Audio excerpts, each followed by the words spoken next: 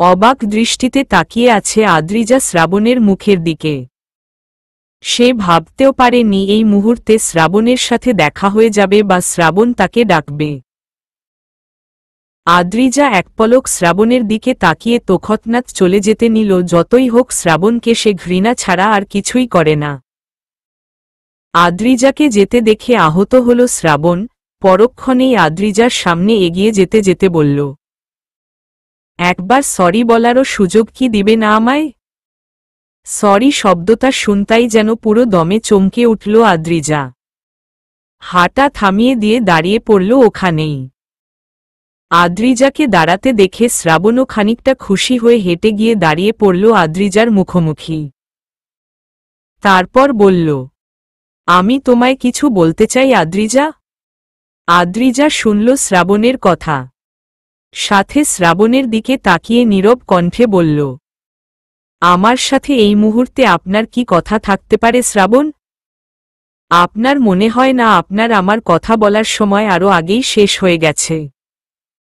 শ্রাবণ আহত দৃষ্টিতে তাকালো আদ্রিজার মুখের দিকে, তারপর বলল, আমি জানি আদ্রিজা, আমি যেটা করেছি সেটা হয়তো আমার করা উচিত হয়নি। I am sorry.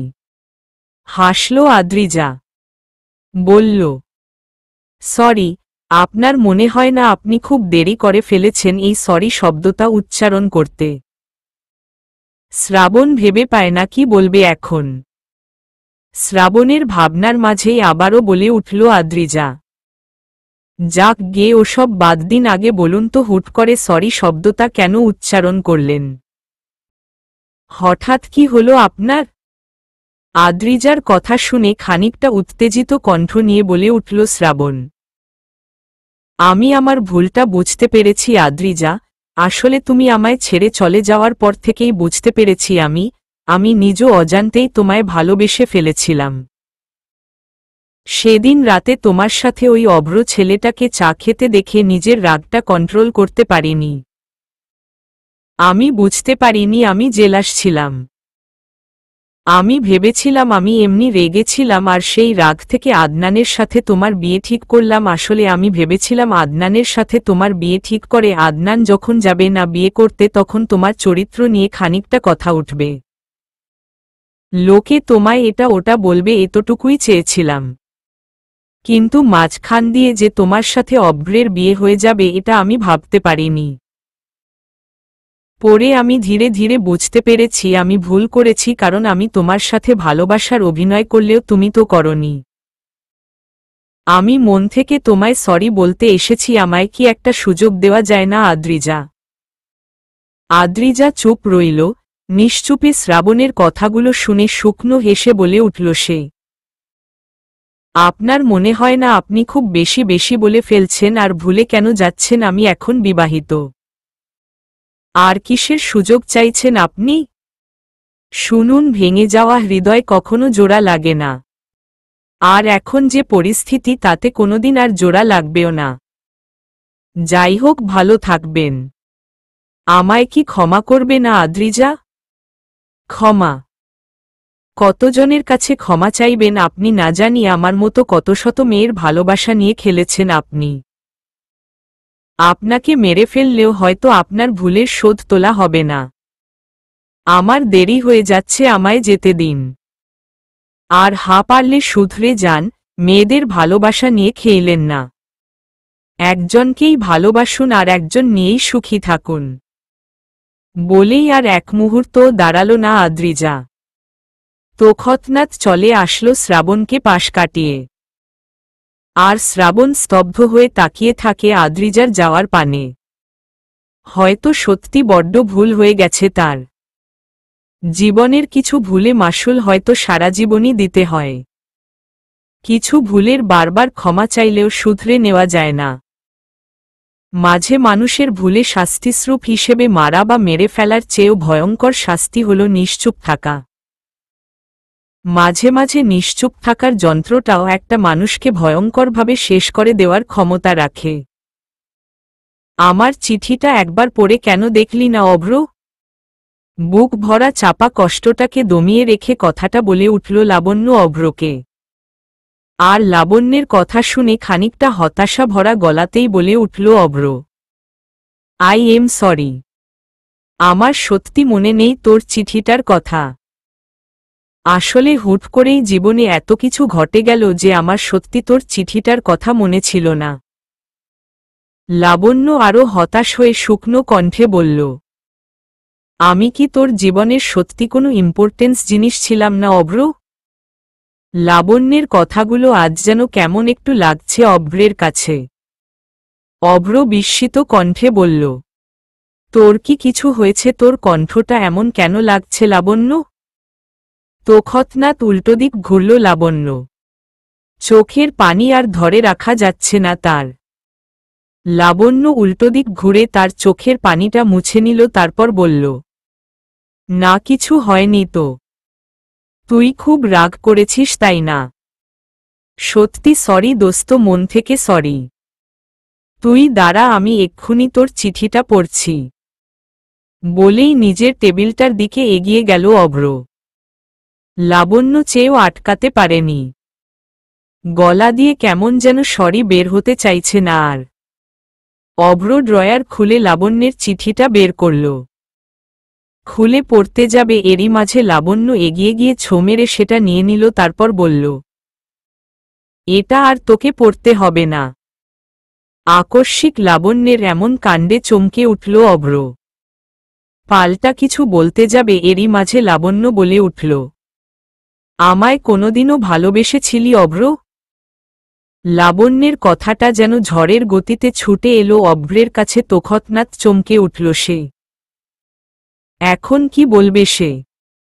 অভ্রকে ভাবতে দেখে লাবণ্য আবারও বলে উঠল, আদ্রিজাকে ভালোবাসিস অভ্র? তোরা বিয়ে করে সুখী তো দুজন। অভ্র ভরাট চোখে তাকালো লাবণ্যের মুখের দিকে। কেমন যেন লাবণ্যের এক একটা প্রশ্নে অপ্রস্তুত ফিল করছে সে।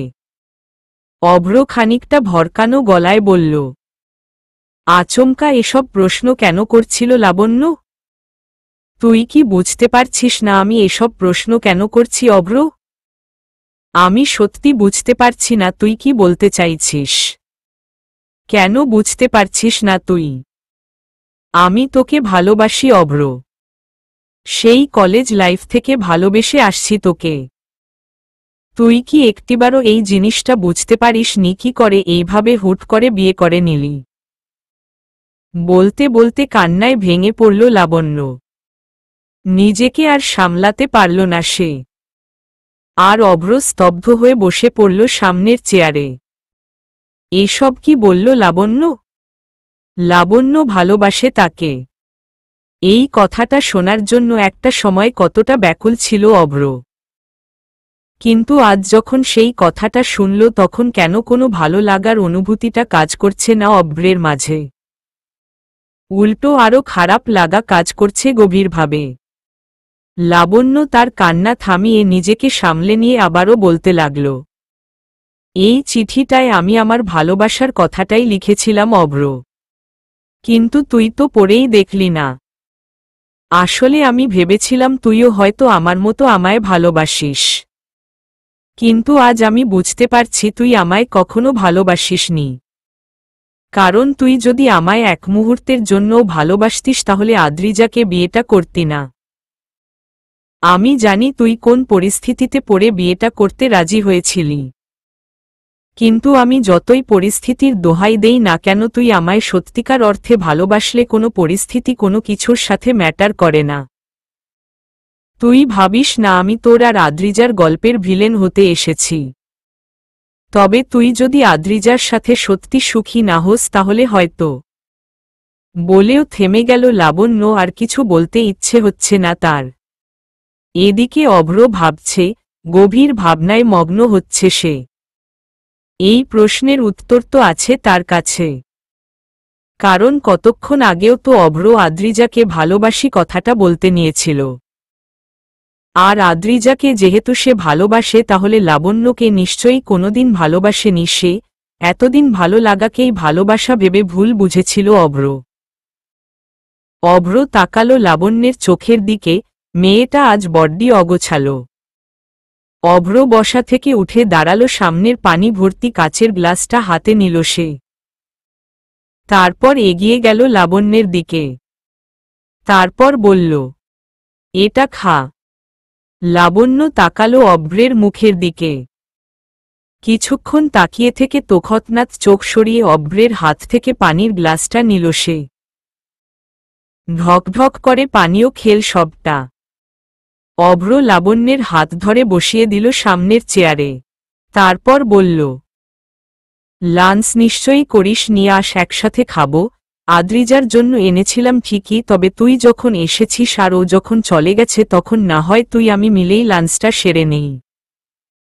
ওরে লাবণ্য কিছু বলবে তার আগেই অভ্র বলে উঠল, আপাতত খাবার ছাড়া অন্য কোনো টপিক নিয়ে কথা হবে না। আগে খাওয়া শেষ করি, তারপর বাকি কথা। অভ্রের কথা শুনে লাবণ্য আর কিছু বলতে পারল না। চুপচাপ বসে রইল চেয়ারে। অভ্র লাবণ্যকে বসিয়ে দিয়ে নিজেও বসে পড়ল নিজের চেয়ারে। তারপর অভ্র নিজেই খাবার পরিবেশন করে দিতে লাগল লাবণ্যকে। লাবণ্য শুধু তাকিয়ে রইল অভ্রের মুখের দিকে। অভ্রের বিয়ে হয়ে গেছে জিনিসটা যেন এখনো মেনে নিতে পারছে না লাবণ্য। খানিকটা বিরক্ত মাখা মুখ নিয়ে নিজের কাঁধের ব্যাগটা বিছানায় ছুঁড়ে মারল আরু।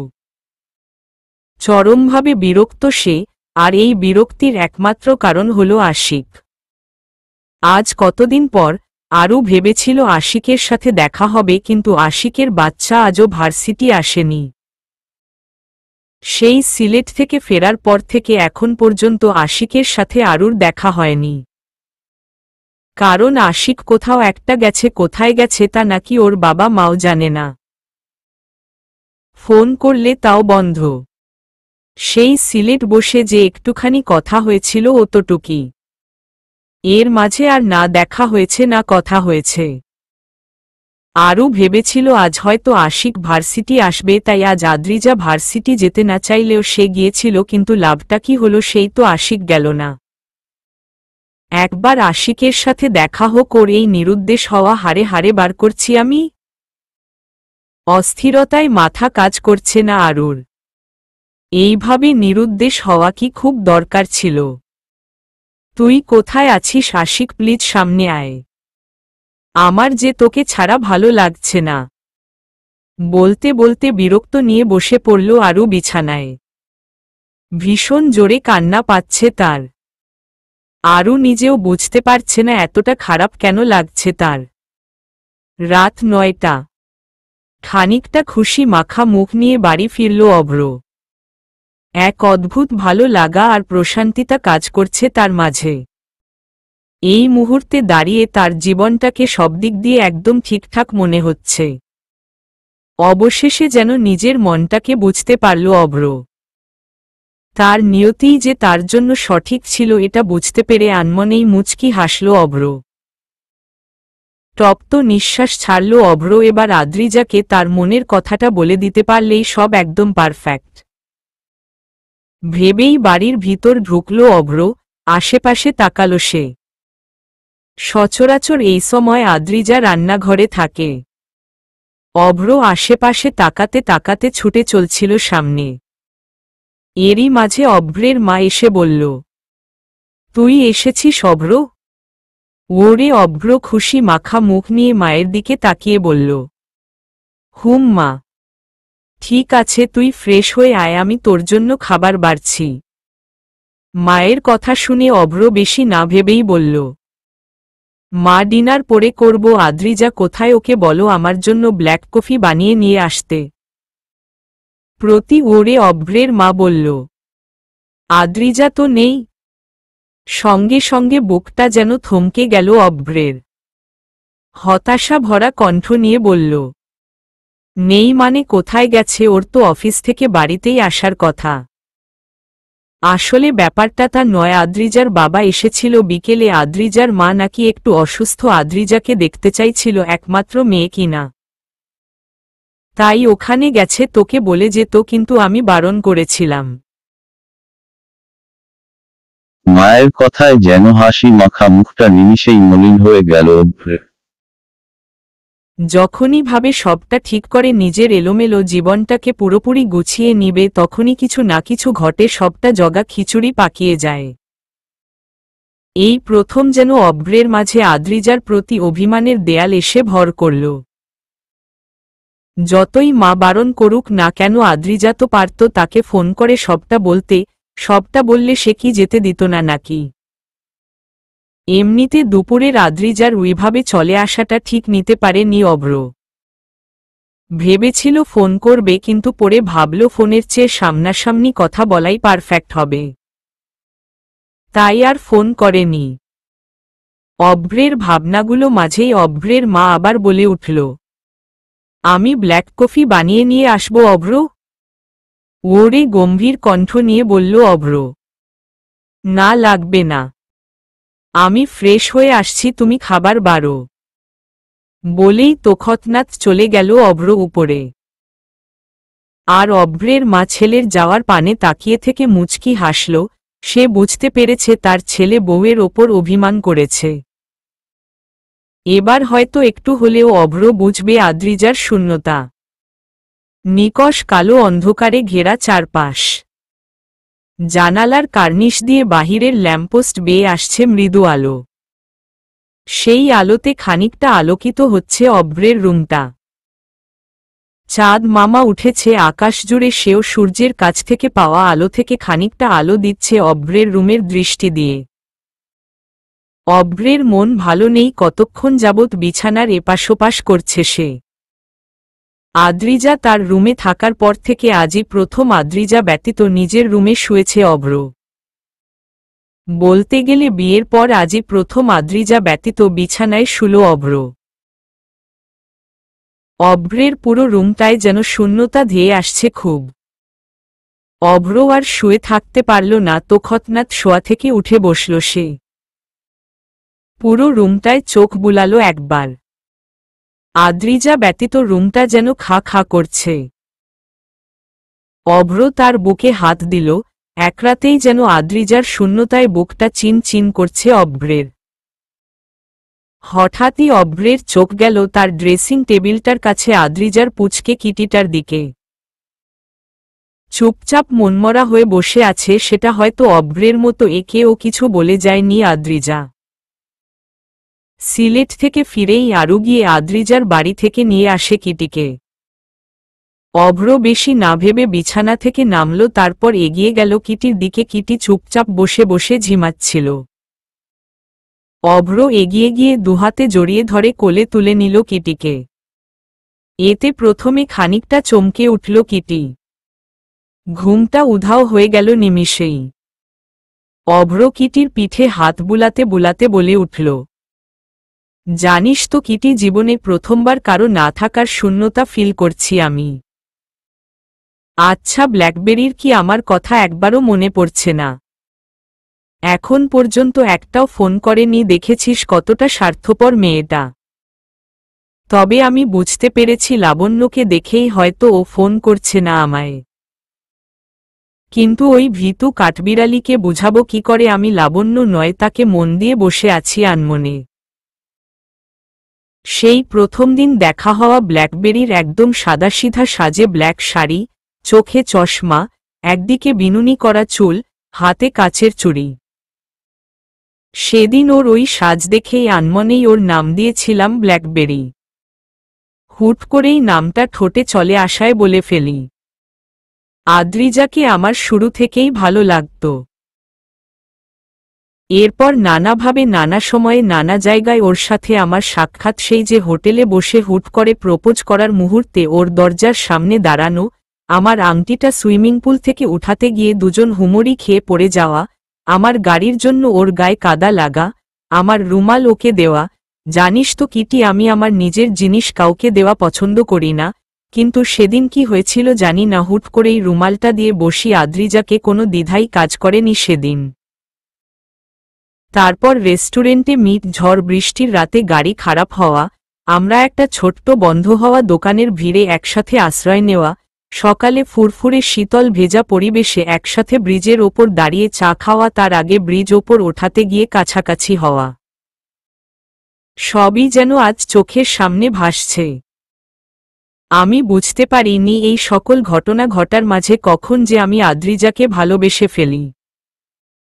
ওর সাথে বিয়ে হওয়াটা ছিল একটা নিয়তির ব্যাপার। হয়তো এর জন্য আমার শ্রাবণকে একটা ধন্যবাদ দেওয়া উচিত। কি বলিস? বলেই হেসে ফেলল অভ্র। আজ যেন আদ্রিজার ভাবনায় পাগল হয়ে যাচ্ছে সে। আদ্রিজাকে জড়িয়ে ধরতে মন চাইছে খুব। তার ভীতু মার্কা বউটাই ঠিক আছে, ভূতের ছবি দেখিয়ে যখন তখন জড়িয়ে ধরে ঘুমানো যাবে। বউদের একটু হলেও ভীতু হতে হয়, তাই নাকিটি? তোকে যখন বিয়ে দিব তখন তুইও তোর জামাই কাছে ভীতু সেজে যাবি, তাইলে না জামাই তোকে জড়িয়ে ধরতে একটু সুবিধা হবে। বলেই হালকা শব্দ করে হেসে ফেলল অভ্র। কি সব উল্টো পাল্টা ভাবছে সে। আদ্রিজার শূন্যতায় মাথাটা বোধহয় পুরোপুরি গেছে তার। অভ্র দীর্ঘশ্বাস ফেলে আকাশপথে তাকালো, সাথে বলল, কবে আসবে তুমি? নাকি আমি যাব তোমার কাছে? ওরে আপাতত কিছু ভাবল না অভ্র। আদ্রিজার একরাতের শূন্যতাই তাকে পাগল করে দিচ্ছে। ঘড়ির কাঁটায় রাত 11:37। নিজের রুমের আয়নার সামনে দাঁড়িয়ে আছে আদ্রিজা, হাতে রয়েছে তার অভ্রের বিয়ের দিন দেওয়া সেই লকেটটা। খুব যত্ন করেই রেখেছিল এটাকে আদ্রিজা। এই মুহূর্তে দাঁড়িয়ে আদ্রিজা বুঝতে পেরেছে অভ্রকে ছাড়া তার জীবনটা শূন্য। শ্রাবণের আঘাতের থেকেও অভ্রের শূন্যতা ভয়ঙ্করভাবে যন্ত্রণা দিচ্ছে আদ্রিজাকে। আদ্রিজা বুঝে গেছে একসাথে থাকতে থাকতে গভীর মায় জড়িয়ে অভ্রকে ভালোবেসে ফেলেছে আদ্রিজা। কিন্তু আদ্রিজা জানে এই ভালোবাসার কোনো মূল্য নেই। যতই হোক লাবণ্য আপু এখন ফিরে এসেছে, এই মুহূর্তে দাঁড়িয়ে অভ্রকে নিয়ে ভালোবাসার স্বপ্ন বোনা একমাত্র বোকামি ছাড়া আর কিছুই না। দীর্ঘ শ্বাস ফেলল আদ্রিজা। লকেটায় একটা চুমু এঁটে গলায় জড়িয়ে নিল সেটা। তারপর বলল, আমায় বিয়ে কেন করলেন অভ্র? কি হতো যদি সত্যি সত্যি আমাদের বিয়েটা সেদিন হতো? ভেঙেই তো গিয়েছিল, ভেঙেই না হয় যেত। লোকে দুচার কথা শোনাতো, মেনে নিতাম, কিন্তু এখন আপনার শূন্যতা যে আমায় তিলে তিলে শেষ করে দিবে, এটার কি করব? শ্রাবণের ক্ষেত্রে তো আপনি আমায় সামলেছিলেন, কিন্তু এখন কে সামলাবে আমায়? চোখ থেকে দুফোঁটা পানি গড়িয়ে পড়ল আদ্রিজার। কষ্টে বুক ফেটে আসছে তার। ভেবেছিল অভ্রের থেকে কিছুদিন দূরে থাকলে হয়তো ভালো থাকবে, কিন্তু এখন বুঝচ্ছে ভালো তো দূরে থাক, শূন্যতায় হৃদয়টা ছিঁড়ে যাচ্ছে তার। মাঝপথে কাটল 2 দিন। এই 2 দিনে আদ্রিজা অভ্রের সাথে কোনো যোগাযোগ হয়নি। অভ্র মাঝে একদিন ফোন করেছিল আদ্রিজার মাকে, কিন্তু আদ্রিজার সাথে কথা বলেনি, শাশুড়ির সাথে কথা বলেই ফোন কেটে দিয়েছিল অভ্র। এরপর আর কল করেনি। আর আদ্রিজার কল করার ইচ্ছে থাকলেও লাবণ্যের কথা ভেবে আর করেনি। বিকাল 4টা। ক্লান্তমাখা শরীর নিয়ে গাড়িতে গা এলিয়ে দিল অভ্র। বড্ড ক্লান্ত লাগছে আজ। মন মস্তিষ্ক সব যেন আজ নিস্তেজ প্রায়। অভ্রের অবস্থা বুঝতে পেরে ইউনুস পানির বোতলটা এগিয়ে দিল অভ্রের কাছে, তারপর বলল, আজ আপনায় বড্ড বেশিই ক্লান্ত লাগছে স্যার। ওরে ইউনুসের কাছ থেকে পানির বোতলটা নিয়ে ঢকঢক করে পুরো পানিটা শেষ করে বলল অভ্র। বুঝলি ইউনুস, জীবনে একটা জিনিস করতে নেই, সেটা হলো বিয়ে। আর সেটা যদি না হয় তাহলে বউকে আটকে রাখতে হয় নিজের কাছে। শালার সারা বছর পর একটা বিয়ে করলাম, কোথায় বউটা পাশে বসে আদর করবে, 2-1বার বিনা অজুহাতে হুটহাট জড়িয়ে ধরবে, তা না, শাশুড়ির অসুস্থতার অজুহাত নিয়ে বাপের বাড়ি বসে আছে। অভ্রের কথা শুনে হেসে ফেলল ইউনুস। সে বুঝল তার অভ্র স্যার তার বউকে মিস করছে। ইউনুস খানিকটা উদাসীন গলায় বলল, এতই যখন ভাবিকে মিস করছেন স্যার, তাহলে ভাবিকে বাপের বাড়ি থেকে নিয়ে কেন আসছেন না? হুম, আনব তো, আর এইবার আনলে আগামী 5 বছরেও যেতে দিব না আর। মেয়েটার বড্ড সাহস বেড়ে গেছে। তবে যাই বলো, আমার ভীতু বউটা কিন্তু বড্ড ভালো, মনটা দারুণ ফ্রেশ। এবার উচ্চস্বরেই হেসে উঠল ইউনুস। ইউনুসের হাসি দেখে খানিকটা গম্ভীর কণ্ঠে বলল অভ্র, তুমি হাসছ কেন ইউনুস? না মানে? একদম হাসবে না, আমি কিন্তু রেগে আছি। তারপর বউয়ের রাগ সব তোমার ওপর ঝেড়ে দিব কিন্তু। বলছিলাম কি, শুনেছি আপনার শাশুড়ি নাকি অসুস্থ ছিলেন, তা ওনায় দেখার অজুহাতেও তো বউকে গিয়ে দেখে আসতে পারেন। এটা দেখে আসার প্রশ্ন নয় ইউনুস। আমার কথা আদ্রিজা কেন এখনো আমায় ফোন করল না? ওর তো উচিত ছিল আমায় ফোন করা। মেয়েটা এত বুঝে কেন? কি বুঝেছে স্যার? আমার মাথা। ইউনুস চুপ হয়ে গেল, কারণ সে বুঝতে পেরেছে তার বশ ধীরে ধীরে রেগে যাচ্ছে। তার ওপর রাস্তায় জ্যাম। রাস্তায় জ্যামে পড়েছে অভ্র ওরা।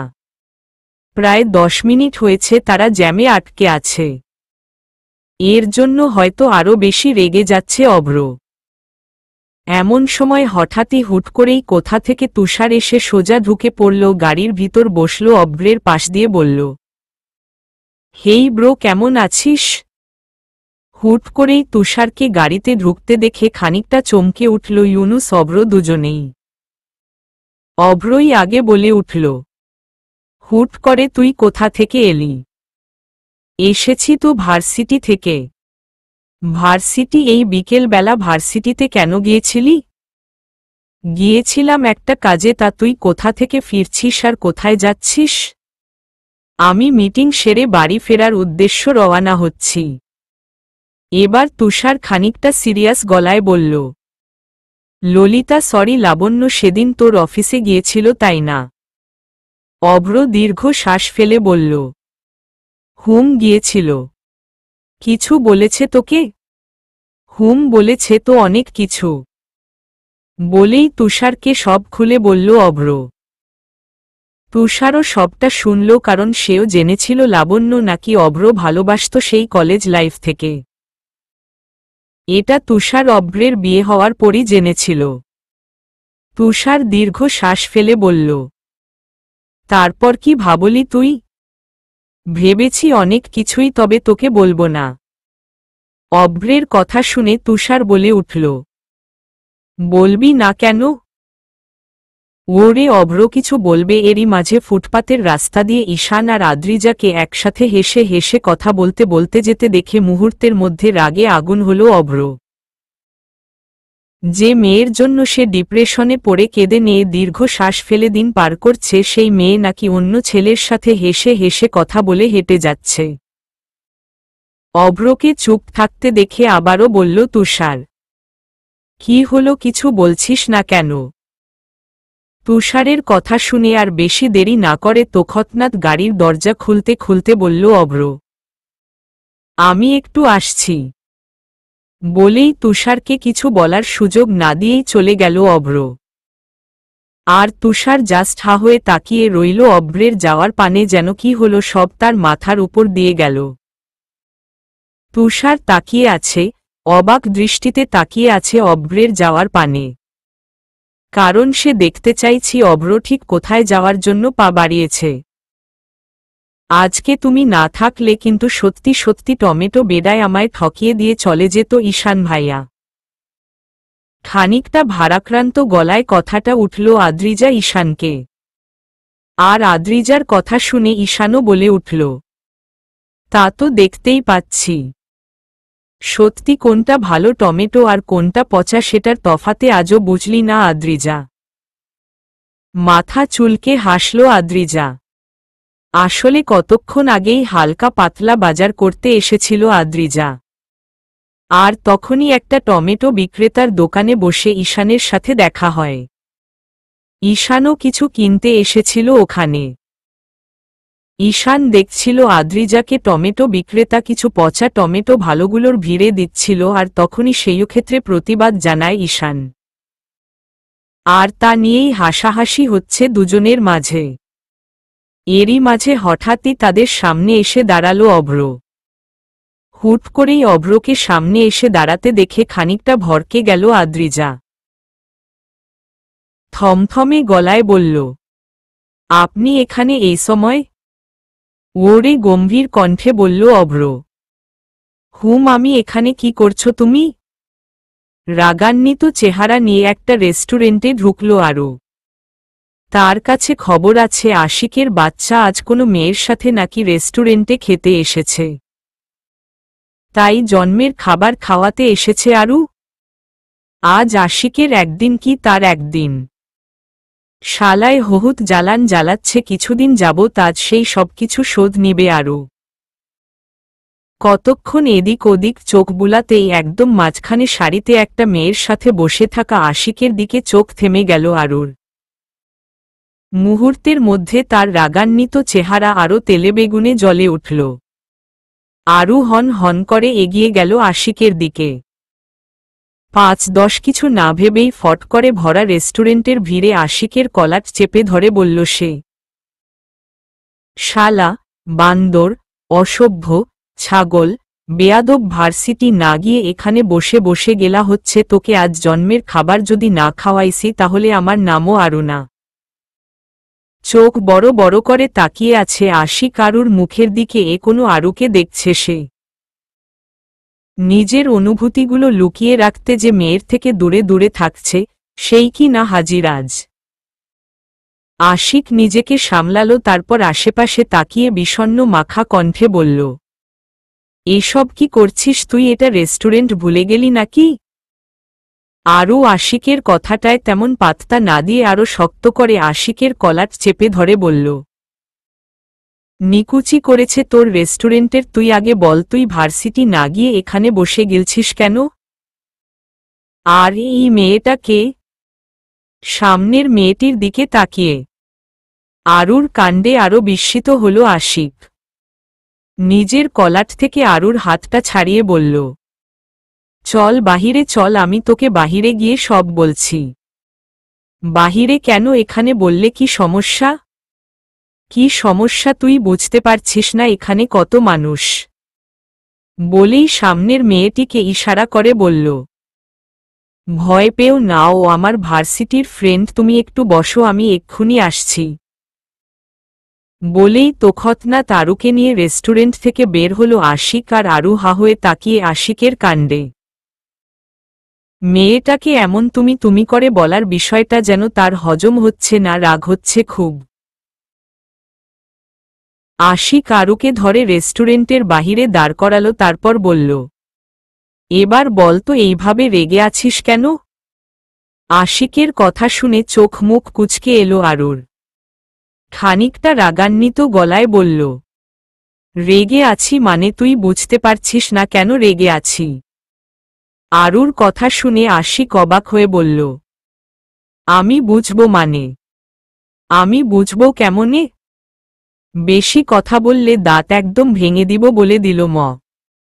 আরুর কথা শুনে ভ্রুজোড়া কুঁচকে বলল আশিক, এবার কিন্তু বাড়াবাড়ি হচ্ছে, কিছু বলার থাকলে বল, নয়তো আমি যাই, রোজা আমার জন্য অপেক্ষা করছে। রোজা কে? রোজা? ওহ, তোকে তো বলাই হয়নি, রোজা হলো আমার গার্লফ্রেন্ড। সঙ্গে সঙ্গে চোখ বড় বড় করে বলল আরু, কি হারামজাদা তুই আমারে রাইখা নতুন গার্লফ্রেন্ড জোগাইছ? তোরে তো আমি।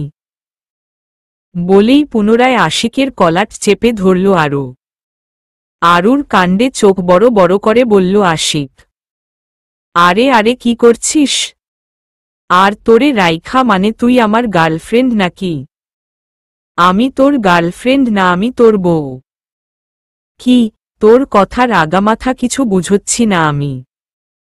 আমার সাথে মজা হচ্ছে, তুই সত্যি কিছু বুঝতে পারছিস না? আমি সত্যি বলছি আরু, আমি কিছু বুঝচ্ছি না। এবার আরু সিরিয়াস হলো, কান্না ভেজা কণ্ঠ নিয়ে বলল, তুই সত্যি কিছু বুঝতে পারছিস না আশিক, আমি কি বলতে চাইছি? হুট করেই আরুকে কাঁদতে দেখে ভ্যাবাচেকা খেয়ে গেল আশিক। থমথমে গলায় বলল, আরে আরে তুই কাঁদছিস কেন? কাঁদবো না তো কি করব? তোরে কি করে বুঝাই আমি তোকে ভালোবাসি আশিক। সঙ্গে সঙ্গে চমকে উঠল আশিক। বিস্মিত কণ্ঠে বলল, কি? হুম। তোর না থাকার এতদিনের শূন্যতাই আমায় বুঝিয়ে দিয়েছে আমি নিজ অজান্তেই তোকে ভালোবেসে ফেলেছি আশিক। কেন বুঝতে পারছিস না তুই? তোকে এতদিন সামনে না পেয়ে আমার কি অবস্থা হয়েছে। বলতে বলতে কেঁদে উঠল আরু। আর আশিক জাস্ট হা হয়ে গেল খুশিতে, যেন চোখ মুখ গদগ্ধ হল তার। কারণ আশিকও যে ভালোবাসে আরুকে। আর এই ভালোবাসাটাই যাতে আরুর সামনে প্রকাশ না পায়, তাই এতদিন আরুর থেকে দূরে দূরে ছিল আশিক। কিন্তু তার এই দূরে থাকাটাতেই যে আরুও তাকে ভালোবেসে ফেলবে এটা বুঝতে পারেনি আশিক। আশিক খুশিতে আত্মাহারা হয়ে হুট করেই আরুকে জড়িয়ে ধরল। সাথে খুশি মাখা মুখ নিয়ে বলে উঠল, তুই সত্যি আমায় ভালোবাসিস আরু, আমিও যে তোকে ভালোবাসি। আর এই ভালোবাসাটা যাতে তোর সামনে না আসে তাই এতদিন দূরে দূরে ছিলাম। তোকে আমি সত্যি সত্যি সেই ছোটবেলা থেকে ভালোবাসি আরু, কিন্তু সাহস করে কখনো বলতে পারিনি। নিজেকে সামলেছি সবসময়, কিন্তু তুই সিলেট চলে যাওয়ার পর থেকেই নিজেকে কেমন সামলাতে পারিনি। তার ওপর রিয়ানের সামনে তোর হুটহাট কাছে চলে আসার বিষয়গুলো আরও বেশি যন্ত্রণা দিচ্ছিল আমায়। তোর শূন্যতায় আমিও কাতর ছিলাম সারাদিন সারারাত সারাটা প্রহর। আর এই শূন্যতা ফিল করতে না পেরেই তো সেদিন তোকে ফোন করেছিলাম। আসতে বলেছিলাম খুব তাড়াতাড়ি, কিন্তু পরে কেন যেন ভয় হচ্ছিল, বারবার মনে হচ্ছিল তোর সামনে গেলে আমি যদি নিজেকে সামলাতে না পারি, তাই এতদিন দূরে দূরে ছিলাম।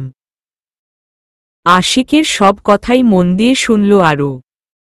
চুপচাপ থাকল কিছুক্ষণ, তারপর বলল, শালা বান্দর ইডিয়েট, সত্যি সত্যি ভালোবাসি, সেই কথাটা আগে বলতে পারলি না?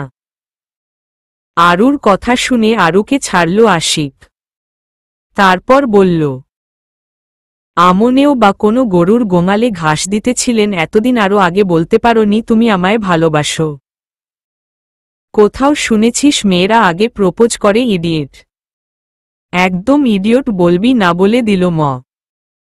তুমি যে কত বুদ্ধিমতী জানা আছে আমার।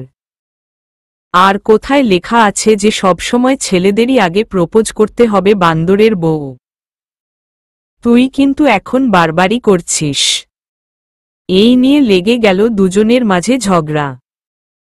ঝগড়ার মাঝেই হুট করেই আরু জড়িয়ে ধরল আশিকে। শান্ত গলায় বলল, ভালোবাসি তোকে, আমায় বিয়ে করবি তো?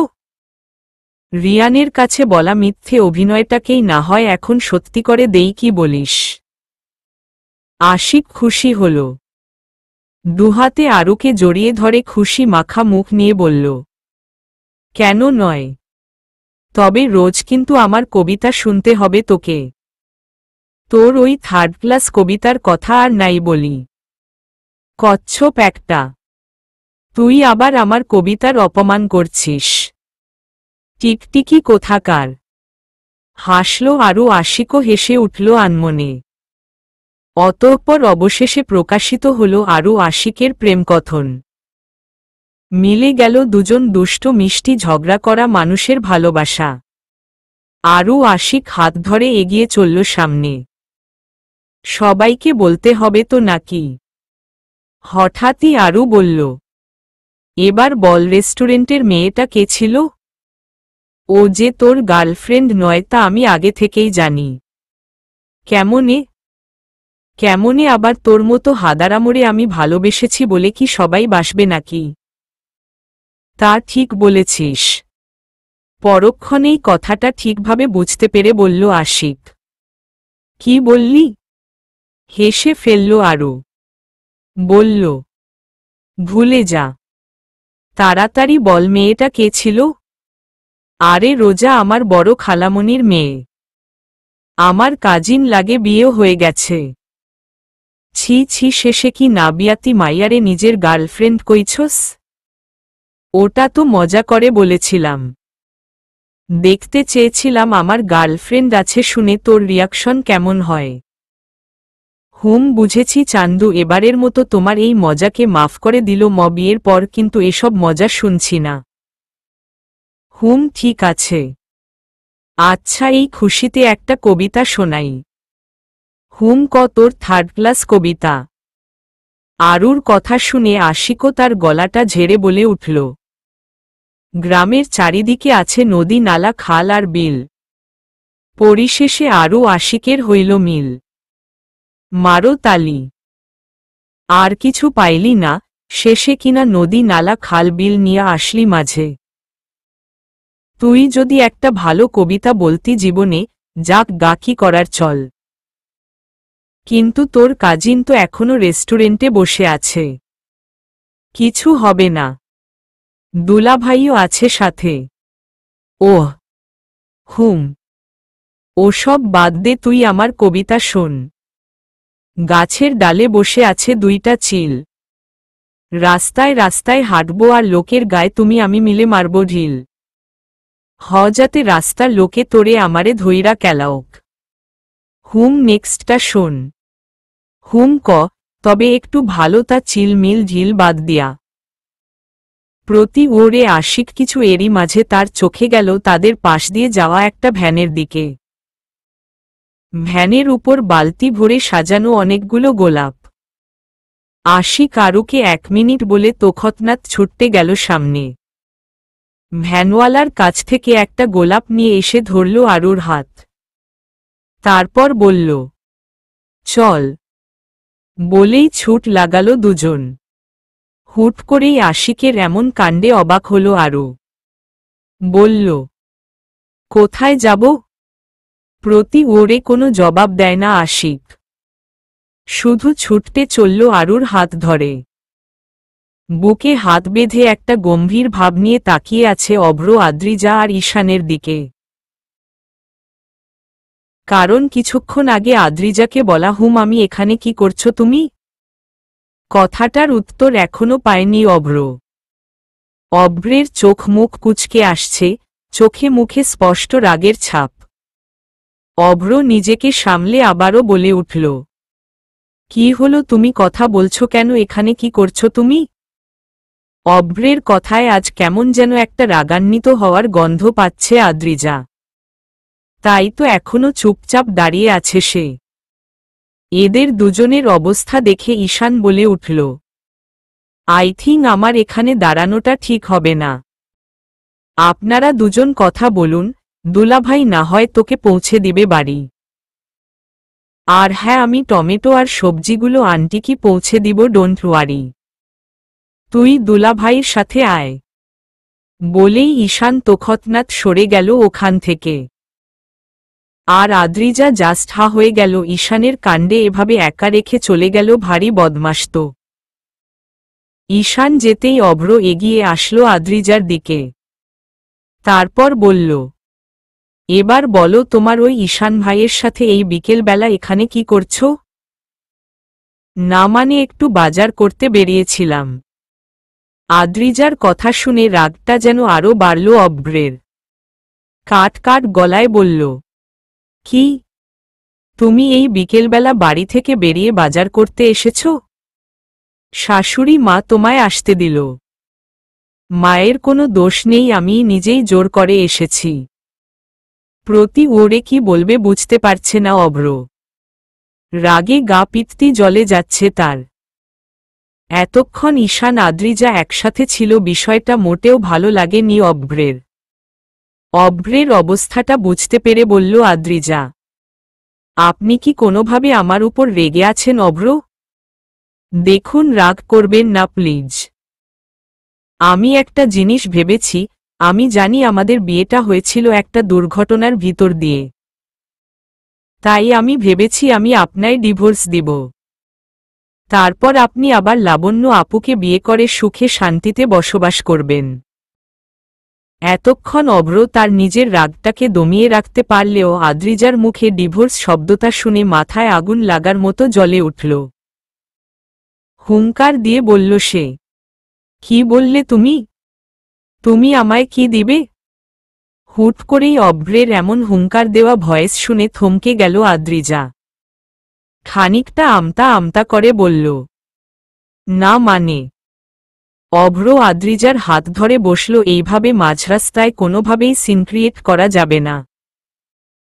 অভ্র আদ্রিজার হাত ধরে বলল, আমার সাথে চলো। আদ্রিজা চমকালো। এইভাবে অভ্রকে রেগে যেতে এই প্রথম যেন দেখছে সে। খানিকটা আমতা আমতা করে বলল, কোথায় যাব? কোথায় যাবে? তা গেলেই দেখতে পাবে। দুদিন বাপের বাড়ি গিয়ে বড্ড সাহস বেড়ে গেছে, তাই না? আজ তোমায় দেখাবো। অভ্রের সামনে উল্টো পাল্টা কিছু বললে কি হয়? বলেই আদ্রিজাকে টেনেটুনে নিয়ে যেতে লাগল অভ্র। কিন্তু তাতেও যেন শান্তি মিলছিল না। ফট করেই আদ্রিজাকে কোলে তুলে নিল অভ্র। আকস্মিক অভ্রের এমন কাণ্ডে চোখ বড় বড় হয়ে গেল আদ্রিজার। বলল, আরে আরে কি করছেন? প্রতি ওরে কোনো জবাব দিল না। অভ্র হনহনিয়ে চলল সে আদ্রিজাকে নিয়ে তার গাড়ির কাছে। অন্যদিকে গাড়ির ভিতর বসে তুষার আর ইউনুস সবই দেখেছে এতক্ষণ। রাস্তার জ্যাম সেরে গেছে আগেই, কিন্তু অভ্রের জন্য তারা যেতে পারছিল না। তাই রাস্তার এক কিনারায় এসে গাড়ি দাঁড় করিয়ে রাখে ইউনুস। হঠাৎই তুষার বলে উঠল, ইউনুস ভাই, গাড়ি থেকে নামো। আজকে তোমার বছর আগে আগুন। ওরে ইউনুসও শুকনো ঢোক গিলে বলল, তা তো দেখতেই পাচ্ছি। এরই মাঝে আদ্রিজাকে নিয়ে গাড়ি সামনে এসে রাগান্বিত কণ্ঠে বলল অভ্র, গাড়ি থেকে নামো ইউনুস আর তুষার তুইও নাম। আমি আমার বউকে নিয়ে লং ড্রাইভে যাব। বলেই গাড়ি সামনের সিটে আদ্রিজাকে বসিয়ে দিল অভ্র। অভ্রের কথা শুনে ইউনুস তুষার দুজনেই নেমে পড়ল তৎক্ষণাৎ, কারণ তারা বুঝতে পেরেছে আজ অভ্র খুব রেগে গেছে। সচরাচর অভ্র তেমন একটা রাগারাগি করে না, কিন্তু হঠাৎ রেগে গেলে সামলানো মুশকিল। ইউনুস তুষার নামতেই অভ্র গিয়ে বসে পড়ল ড্রাইভিং সিটে। এতক্ষণ গাড়ি ইউনুস চালাচ্ছিল, তাই ইউনুস সরতেই সেখানে বসল অভ্র। অতঃপর অভ্র তুষার ইউনুসকে রেখেই চলে গেল গাড়ি নিয়ে। আর ইউনুস তুষার হা হয়ে অভ্রের যাওয়ার পানে তাকিয়ে রইল। হঠাৎই তুষার বলল, যা বাবা, সত্যি সত্যিই রেখে চলে গেল? তুষারের কথা শুনে ইউনুসও ভারাক্রান্ত গলায় বলল, হুম। তবে আজ কিন্তু বড্ড রেগে গেছেন। ভাবিকে নিয়ে এতদিন যা প্যারায় ছিলেন সব বোধহয় আজই ব্লাস্ট হবে। তুষার ভাই। প্রতি ওরে চোখ বড় বড় করে বলল তুষার, কি সত্যি?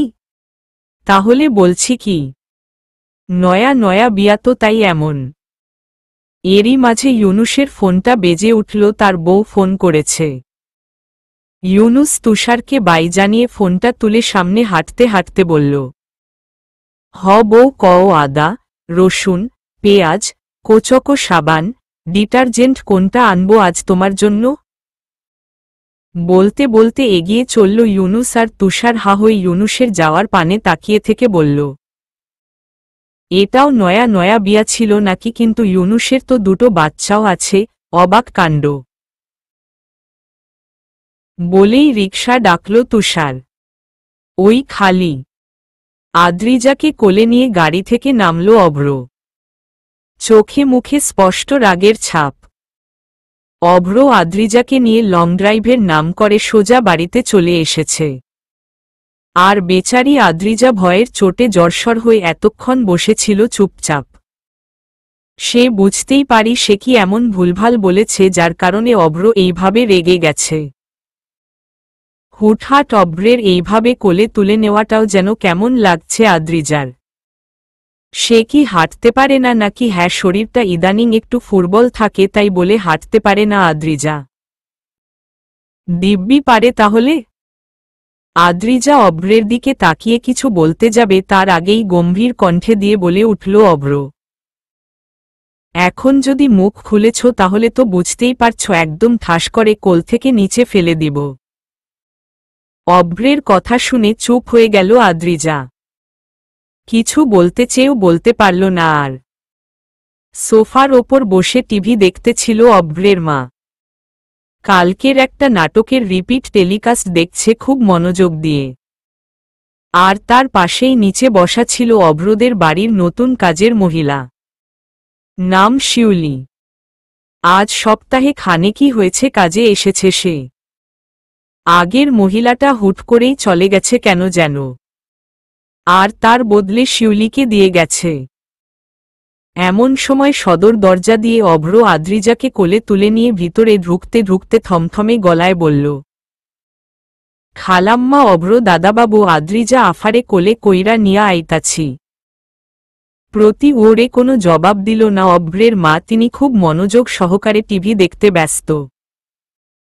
অভ্র আদ্রিজাকে কোলে নিয়েই হনহনিয়ে উপরে চলে গেল। আর শিউলি জাস্ট হা হয়ে তাকিয়ে রইল ওদের যাওয়ার পানে। শিউলি আবারও বলল, খালাম্মা শুনছেন আমার কথা? এবার খানিকটা ডিস্টার্ব ফিল করল অভ্রের মা।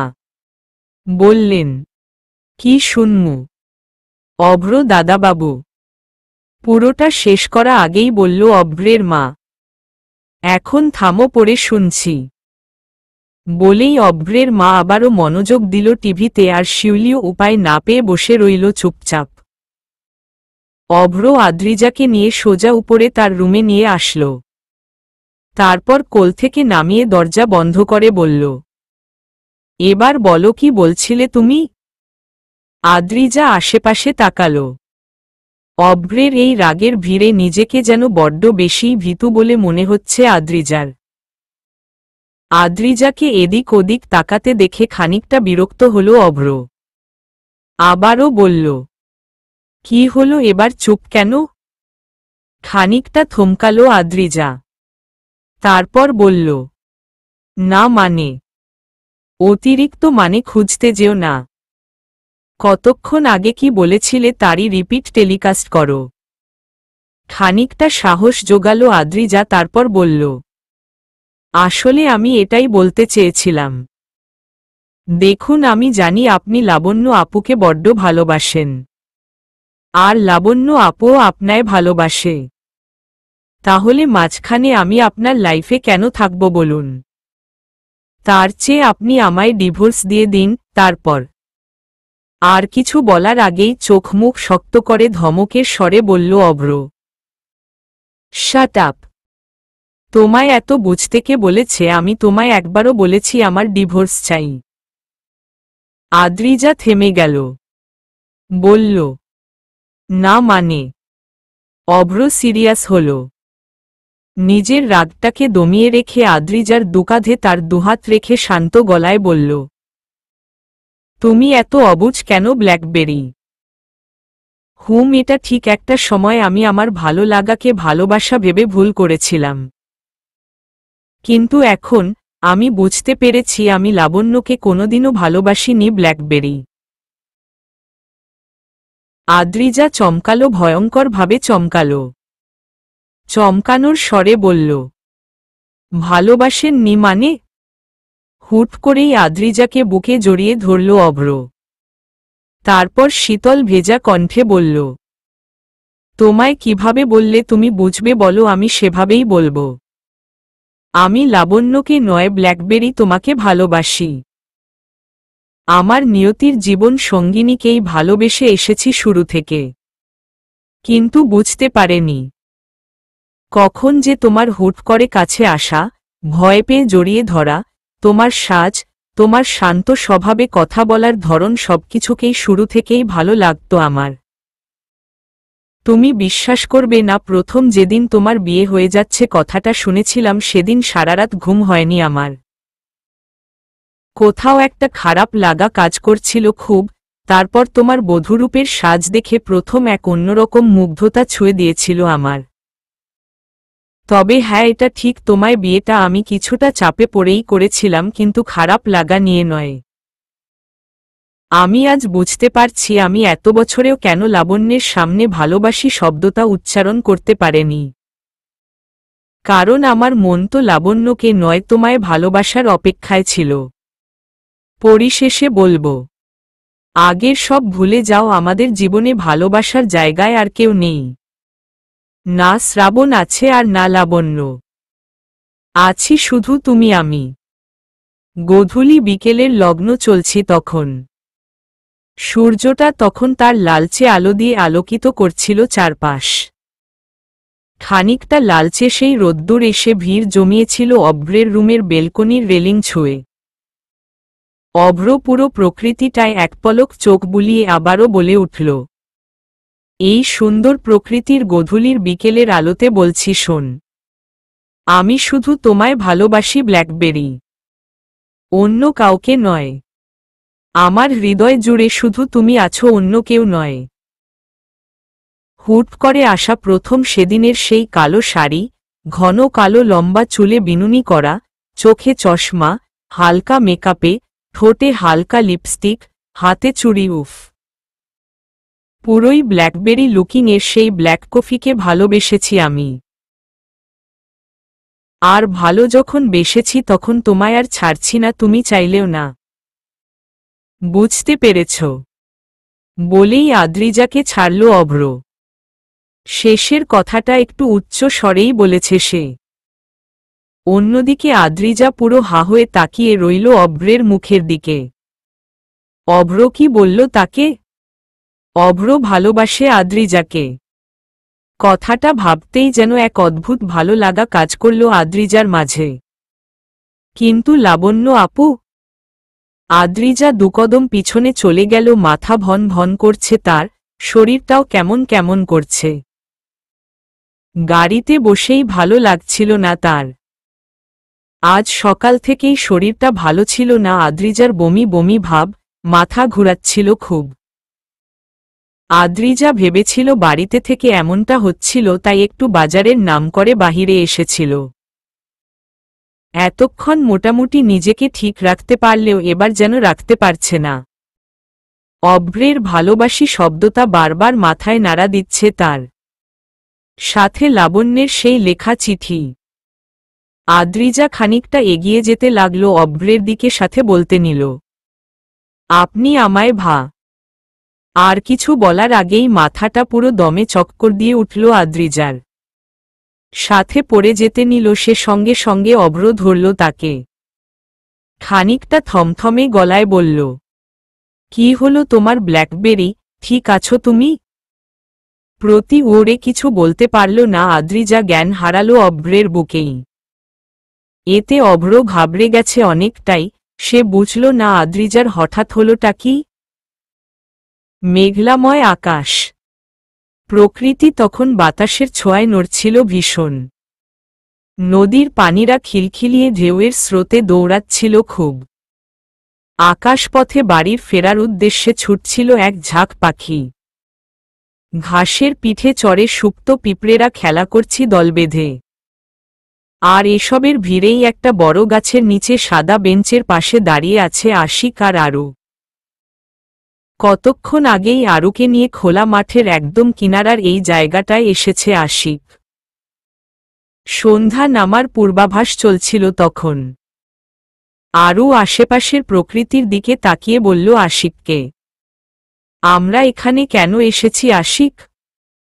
চল বাড়ি যাই, সন্ধ্যা হয়ে আসছে কিন্তু।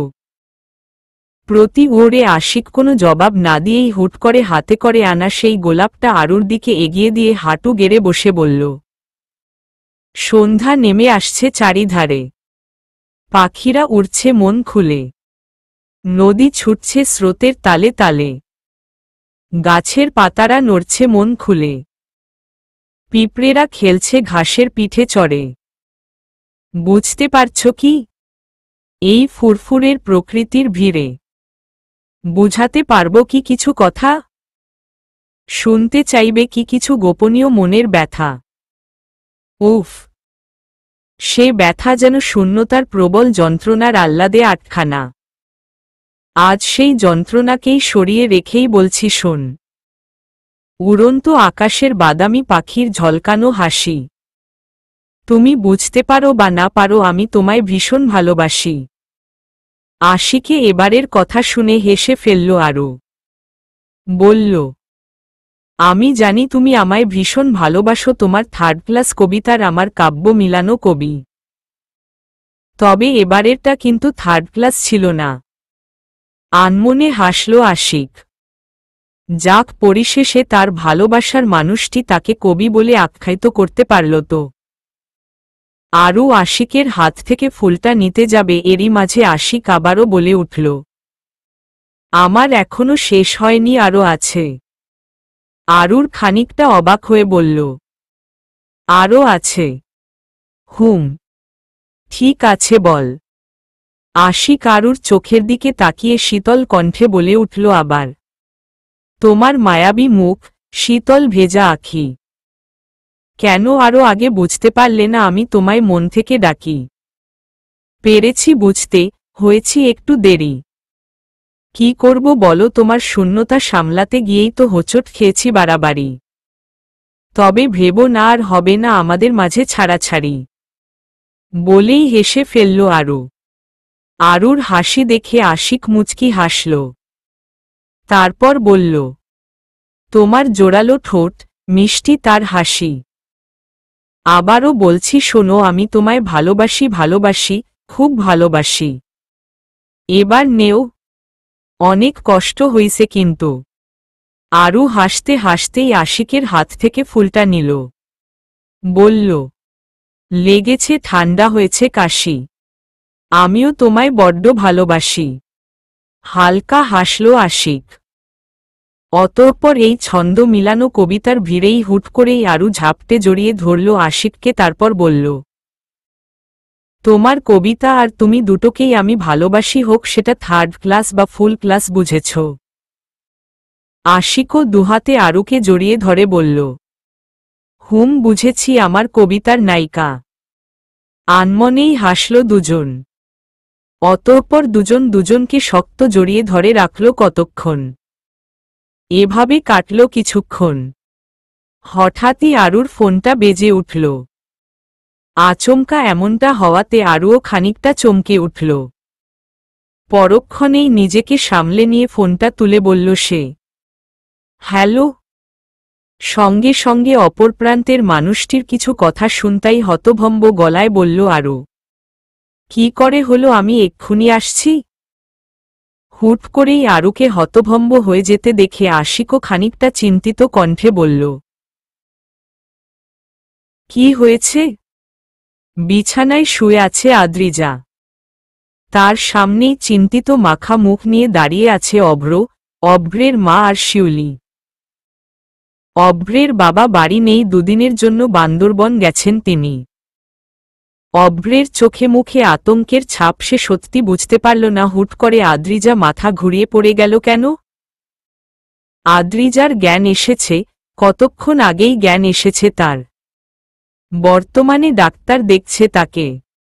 এরই মাঝে হতভম্ব হয়ে দৌড়ে রুমের ভিতর ঢুকল আরু। থমথমে গলায় বলল, কি হয়েছে আদ্রিজা ভাবির? আরুর কথা শেষ হতে না হতেই ডাক্তার বলে উঠল, সুখবর আছে একটা। She is pregnant. বাড়িতে নতুন অতিথি আসছে। সঙ্গে সঙ্গে পুরো পরিবারের সবার মুখে যেন হাসির রেখা ফুটে উঠল। তারা তো ভাবতেও পারেনি এমন কিছু হবে। সবার হাসির মাঝে আদ্রিজা শুধু তাকালো অভ্রের মুখের দিকে। অভ্রের রিয়েকশনটা ঠিক বুঝল না যেন। রাতের জ্যোৎস্না ভরা আলো, নিরিবিলি চারপাশ, মস্ত বড় আকাশটায় তারার ভিড়ে চাঁদ উঠেছে একটা। বাড়ির সামনের বড় গাছটা বাতাসের সংস্পর্শে নড়ছে কিছুক্ষণ পরপর। মানুষের আনাগোনা খুব কম। রাস্তার সামনে আলোকিত ল্যাম্পপোস্টটা দাঁড়িয়ে আছে নির্ঘুম হয়ে। আর এসবের ভিড়েই নিশ্চুপে নিজের বেকনিতে দাঁড়িয়ে আছে অভ্র। দৃষ্টি তার আলোকিত ল্যাম্পপোস্টের দিকে। এমন সময় হঠাৎই পিছন থেকে বলে উঠল আদ্রিজা, আপনি আমায় বিশ্বাস করেন অভ্র? হুট করেই বিশ্বাস অবিশ্বাসের প্রশ্নটা কানে আসতেই খানিকটা চমকে উঠল অভ্র। পিছন ফিরে তাকাল সে। তারপর নীরবেই বলল, মানেটা খুব সোজা। আই থিঙ্ক আমি আপনায় এমন কিছু বলিনি যে আপনি বুঝতে পারেননি। অনেকগুলো দিন হয়েছে আমরা একসাথে আছি, অনেকগুলো মাস পেরিয়ে গেছে আমাদের বিয়ে হয়ে গেছে। এতদিনে আপনার মনে কি আমার জন্য বিশ্বাসের শক্ত দেয়াল তৈরি হয়েছে নাকি? আদ্রিজা আর কিছু বলার আগেই আদ্রিজার ঠোঁটে হাত দিল অভ্র। তারপর বলল, হুশ, চুপ থাকো কিছুক্ষণ। আদ্রিজা অবাক হল, চরম অবাক হল। এমন একটা সিরিয়াস বিষয়ে অভ্রের কাণ্ডে থমথমে চেহারায় তাকালো সে অভ্রের মুখের দিকে। অভ্রের হাবভাব ঠিক বুঝতে পারছে না আদ্রিজা। এরই মাঝে আদ্রিজাকে ঘুরিয়ে বেলকনির দিকে ধরল অভ্র। তারপর পিছন থেকে আদ্রিজাকে জড়িয়ে ধরে আকাশপথে তাকিয়ে বলল সে, আজকের চাঁদ খুব সুন্দর তাই না ব্ল্যাকবেরি? অভ্রের হুট করা কাণ্ডে অনেকটা বিস্মিত হয়ে আদ্রিজা পিছন ঘুরতে যাবে তার আগেই বলে উঠল অভ্র, হুশ, পিছন ঘুরে না, তুমি চাঁদটা দেখো। আদ্রিজা আর ঘুরল না, আকাশপথে তাকাল। মস্ত বড় আকাশে জল জল করা তারার ভিড়ে থাকা চাঁদটাকে দেখল সে, পুরো সাদা হয়ে আছে। আদ্রিজা চাঁদটার দিকে তাকিয়ে বলে উঠল, হুম, সুন্দর। হুম, শোনো, আমাদের যদি ছেলে হয় তাহলে ওর নাম রাখব চাঁদ, আর যদি মেয়ে হয় তাহলে নাম রাখব তারা। সুন্দর না বলো?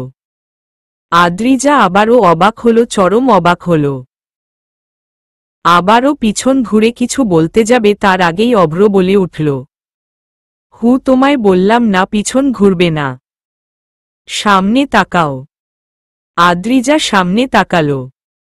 আদ্রিজা সামনে তাকাতেই অভ্র বলে উঠল, আমি জানি তুমি কেন কিছুক্ষণ আগে বিশ্বাস অবিশ্বাসের প্রশ্ন করেছ।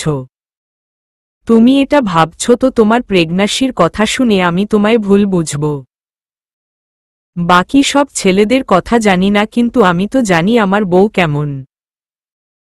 আর তার চেয়েও বড় কথা, সেদিন রুহুলের এনগেজমেন্টের পার্টির রাতে কি হয়েছিল আমার কিন্তু সব মনে আছে।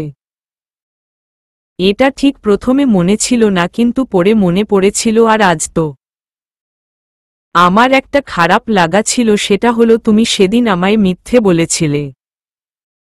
কিন্তু তুমি এটা কি করে ভুললে? সেদিন ড্রিঙ্ক তোমার থেকে আমি কম করেছিলাম। সেদিন তোমায় হুট করে কোলে তুলে নেওয়া, তোমায় নিয়ে রুমে যাওয়া, তোমার ঠোঁটে। অভ্র আর কিছু বলার আগেই আদ্রিজা নড়েচড়ে উঠল। খানিকটা আমতা আমতা করে বলল, আর কিছু বলতে হবে না। অভ্র হাসল, বলল, আমায় ভালোবাসবে আদ্রিজা? দেখো, লাবণ্যকে নিয়ে আর ভেবো না। আমি জানি ওর খারাপ লাগছে, তবে কি বলো তো, দুনিয়ায় সবাই তো সবার জন্য জন্ম নেয় না, আবার সবার ভালোবাসাও পূর্ণতা পায় না। তাই বলবো লাবণ্য, শ্রাবণকে ভুলে আমরা স্বাভাবিক দুজন স্বামী স্ত্রীর মতো জীবনযাপন করতে পারি কি? ওরা অতীত ছিল। এখন তুমি আমার জন্য আর আমি তোমার জন্য বর্তমান। আমায় কখনো ছেড়ে যাবে না ব্ল্যাকবেরি? আমি নিজেও জানি না আমি তোমাতে এতটা আসক্ত কি করে হলাম। তোমার গর্ভে আমাদের সন্তান আসতে চলেছে, এটা যেমন একটা খুশির সংবাদ, তেমনি আমার জন্য খানিকটা আতঙ্কের। আমি তোমায় ছাড়া বাঁচব না আদ্রিজা।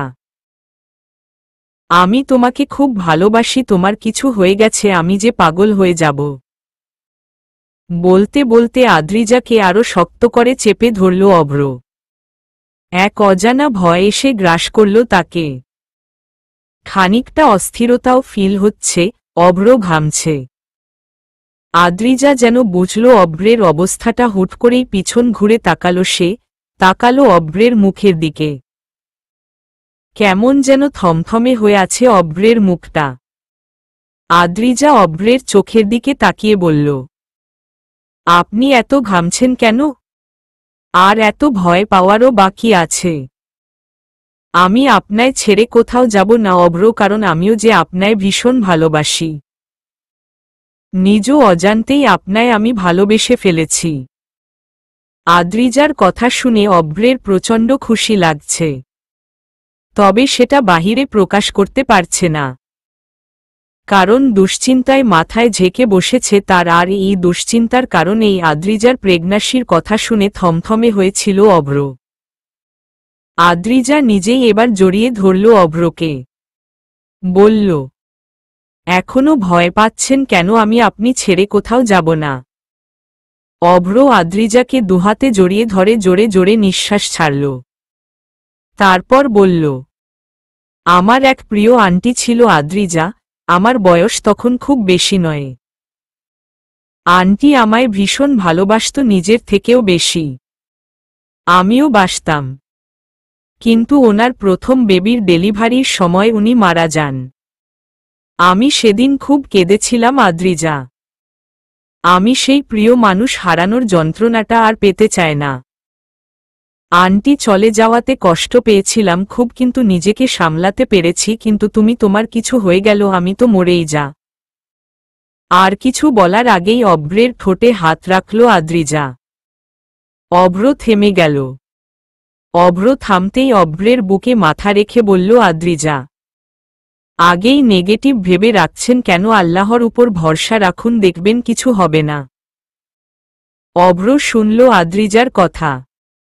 আদ্রিজাকে জড়িয়ে ধরেই দাঁড়িয়ে রইল চুপচাপ।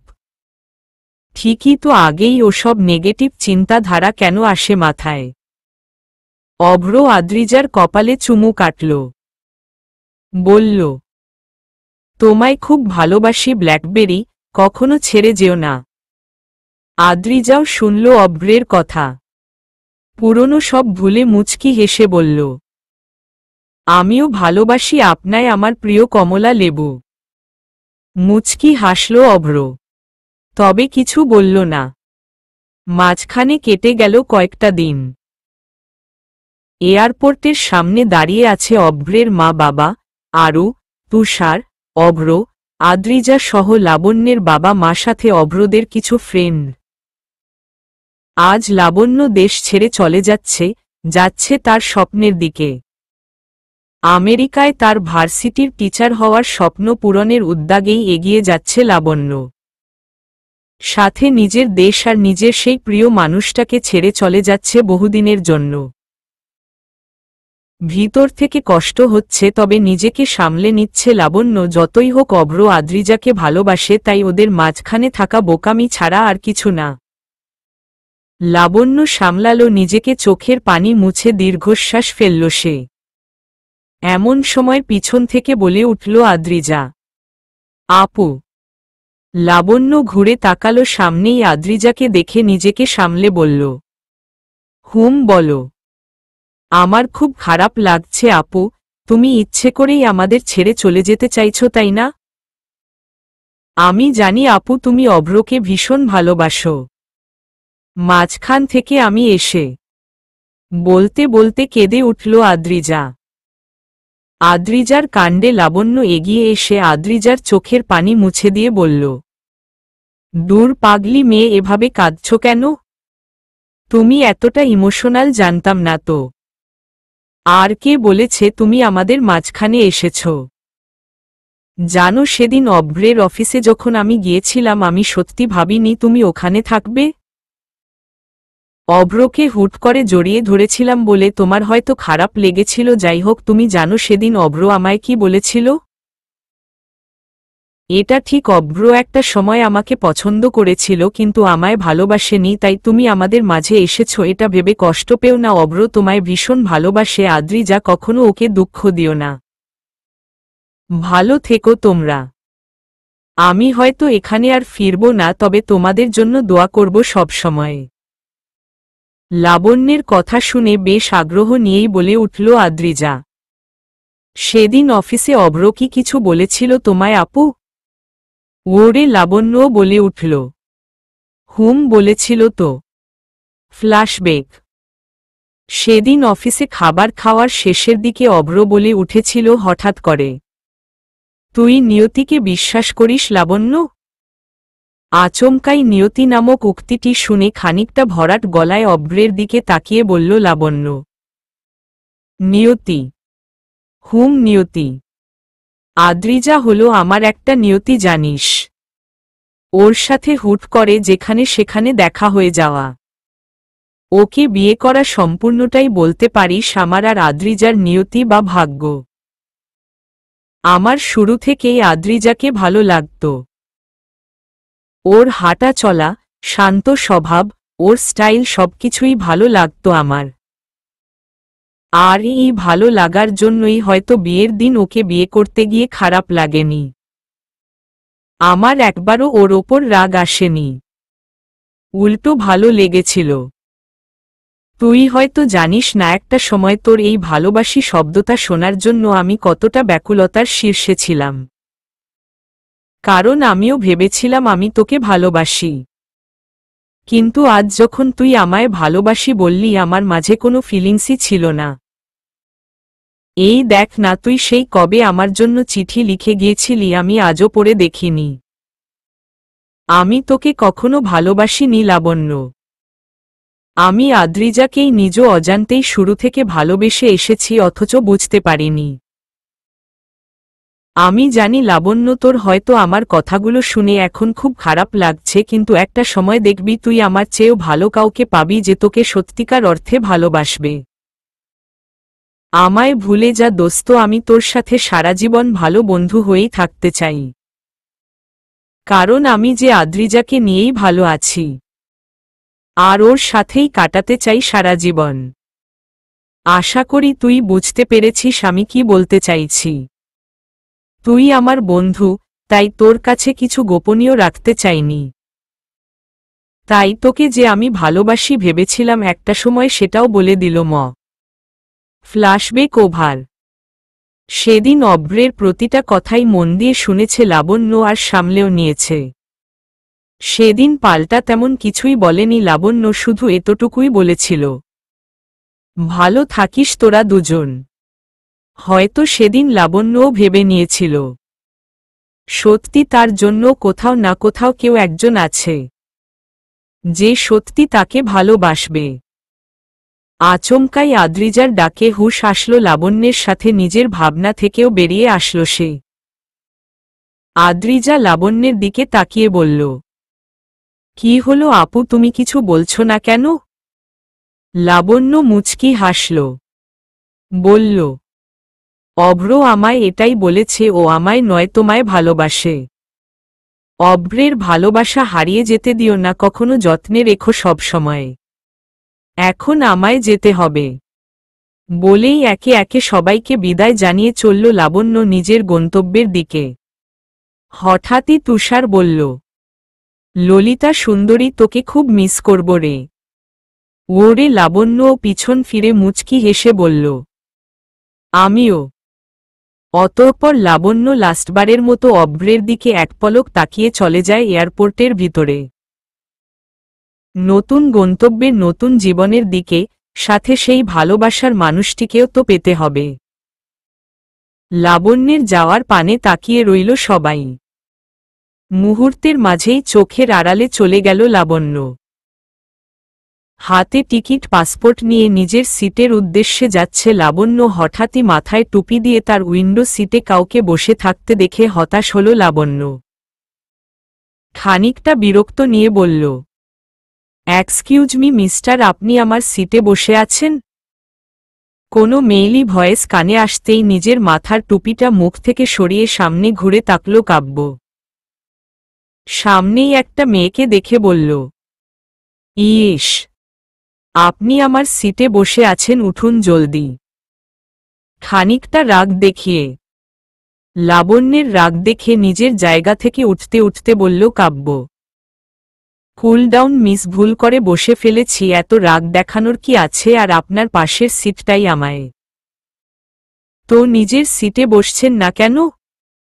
বাবা, এই দেখি পুরোই ধানি লঙ্কা। কাব্যেরোর কথা শুনে চোখ মুখ শক্ত করে বলল লাবণ্য, কি বললেন আপনি? না না, কিছু বলিনি, বসুন আপনার সিটে। বলেই কাব্য উঠে গেল। কাব্য উঠতেই নিজের সিটে বসে পড়ল লাবণ্য। আর কাব্য সরে এসে বসল লাবণ্যের পাশ দিয়ে। হঠাৎই কাব্য বলে উঠল, তা আপনিও বুঝি আমেরিকা যাচ্ছেন? বিরক্ত হল লাবণ্য। বলল, কেন, আমেরিকার প্লেন কি আমাদের লন্ডন নিয়ে যাবে? না সেটা নয়, যাই হোক। আপনি কি সিঙ্গেল? চোখ গরম করে তাকালো লাবণ্য।